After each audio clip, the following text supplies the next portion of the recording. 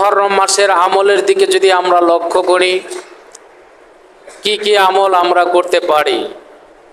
আল্লাহ রাসূল সাল্লাল্লাহু আলাইহি ওয়াসাল্লাম ইরশাদ করেন, সুমু ইয়াউমা আশুরা ওয়া খালিফু ফীহুল ইয়াহুদা ওয়া সুমু ক্বাবলাহু ইয়াউমা আও বা'দাহু ইয়াউমা। তোমরা আশুরা উপলক্ষে রোজা রাখো। এটা কার নির্দেশ? রাসূলুল্লাহ সাল্লাল্লাহু আলাইহি ওয়াসাল্লাম। তারপর আল্লাহ রাসূল সাল্লাল্লাহু আলাইহি ওয়াসাল্লাম বলেন, ওয়া খালিফু ফীহিল ইয়াহুদা, এবং তোমরা ইহুদিদের খিলাফ করো, ইহুদিদের বিরোধিতা করো। কি বিরোধিতা করবে?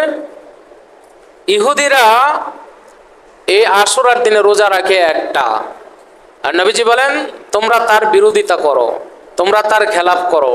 তারা করে একটা, তোমরা করবে কয়টা? দুইটা। জোরে বলেন সুবহানাল্লাহ।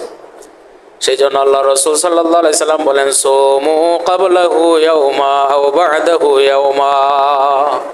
তোমরা আশুরার দিনেও রোজা রাখবে, অথবা আগের দিন একটা রাখবে, অথবা পরের দিন একটা রাখবে। আশুরার দিন হলো মূল রোজা, আর ইহুদিদের খেলাফ করার জন্য আগের দিন হয়তো একটা রাখবে, কিংবা পরের দিন একটা রাখবে। ইহুদিরা করবে একটা, তোমরা করবে কয়টা? দুইটা। জোরে বলুন না সুবহানাল্লাহ। ইহুদিদের সামঞ্জস্য রাখা যাবে না।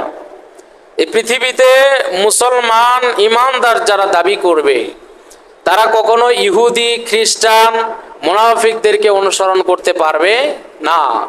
কারণ আল্লাহ রাসূল সাল্লাল্লাহু আলাইহি ওয়াসাল্লাম বলেন, মান তাশাব্বাহা বিকাউমিন ফাহুয়া মিনহুম।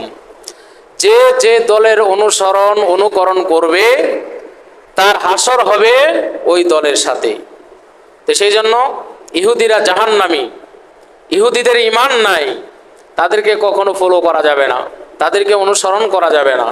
তারা যে কাজ করবে এটার বিরোধিতা আমাদের করতে হবে। সেই জন্য পবিত্র আশুরা রোজা হবে কয়টা? দুইটা। 10 তারিখ, 11 তারিখ, অথবা 9 তারিখ, 10 তারিখ।